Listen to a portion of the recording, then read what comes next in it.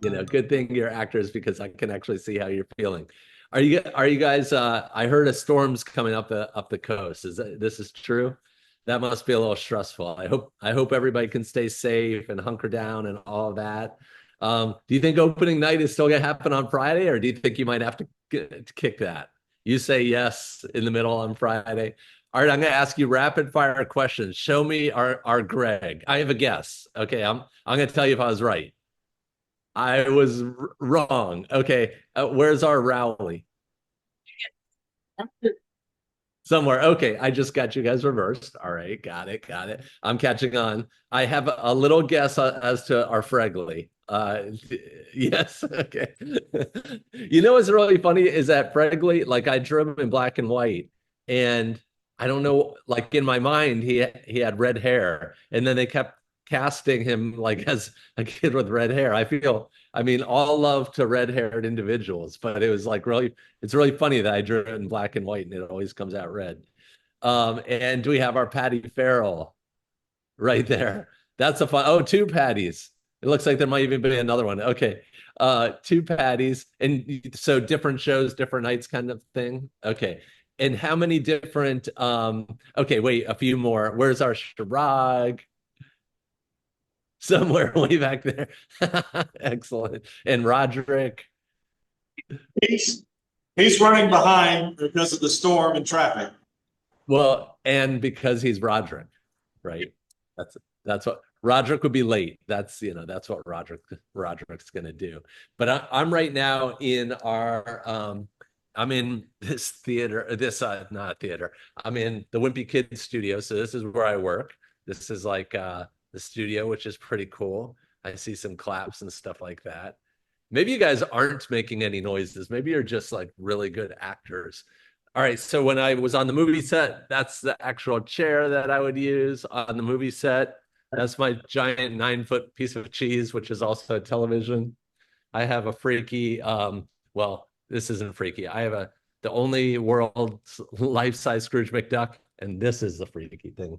That is a baby. If you ever read Cabin Fever, that's Alfredo. Uh, room where I room where I write right here. It's like a telephone booth, soundproof kind of room, right?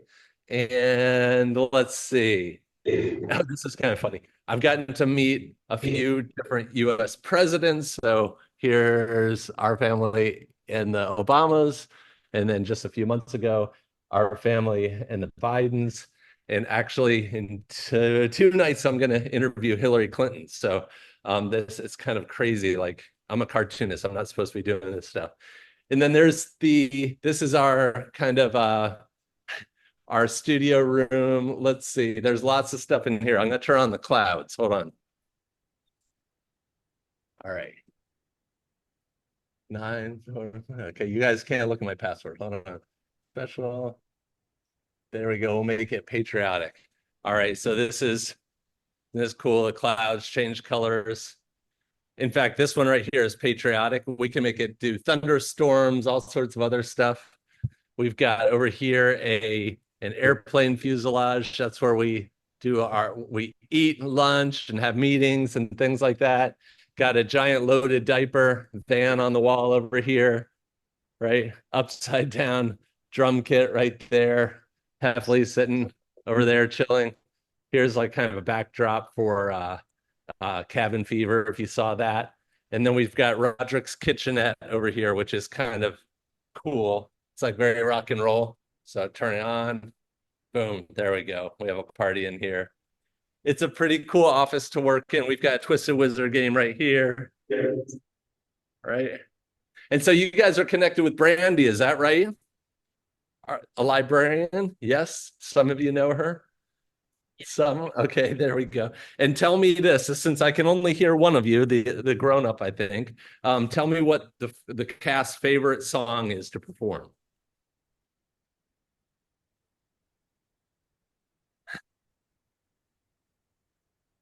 All right. Oh, the cheese touch. Okay, I see the actual cheese. All right, that's great.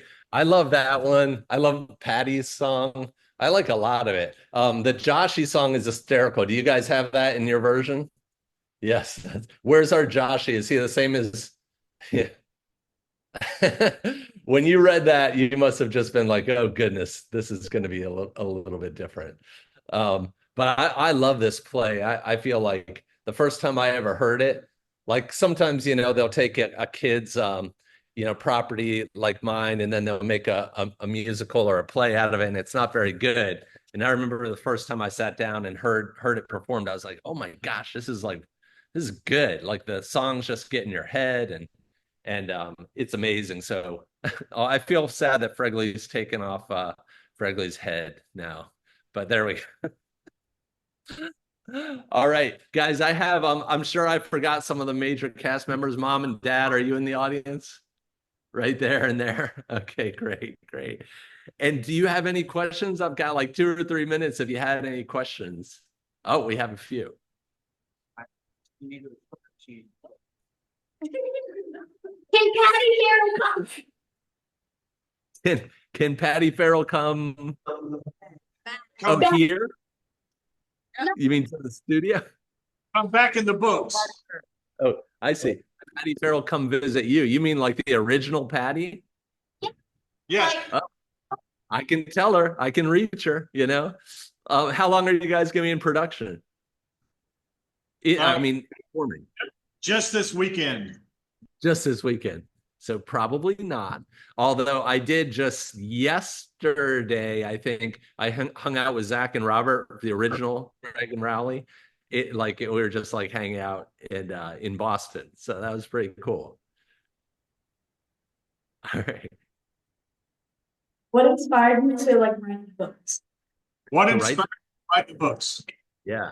I just wrote about different things that happened to me as a kid. In fact, I have this is my original journal. So like when I was starting off, I actually had the cover fell off. But I just started writing down like all the funny things that happened to me as a kid.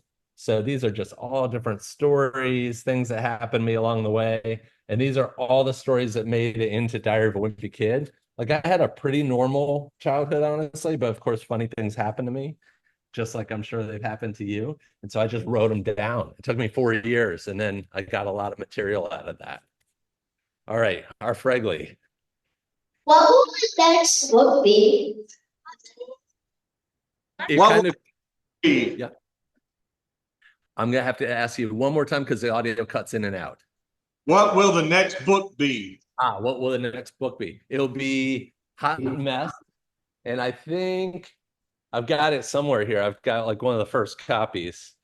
I'm not seeing it, but if I see it around, I wonder if somebody put it in here. No, but I can find it. All right, I'm listening to the next question though. Nope, not there. Will Greg be the most popular kid in the school? Will Greg ever be the most popular kid in the school? You're hoping so, right? I don't think so. I don't think that Greg really deserves to be the most popular kid in the school. I'm sorry. It's sad. It's sad, I know. All right, we got time for 2 more questions. Then I gotta go to work. Is the cheese touch real? The cheese touch is real. It came from real life, and now you guys have it. You have to shake it in the next few days. But I'll show you this. I have the actual. This was the cheese from the first musical, so I have it in a glass case where nobody can be infected by it. That was our cheese. All right, and if you ever saw any of the movies, like I got some cool stuff like the sweaty bowl that Roderick holds, and I've got the ladybug cell phone and some other stuff too. All right, one more question. Did you help write the musical?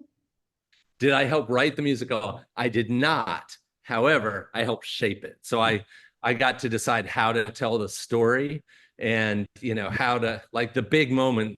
Do you guys have two halves, or is it one? You have one 60-minute. Two.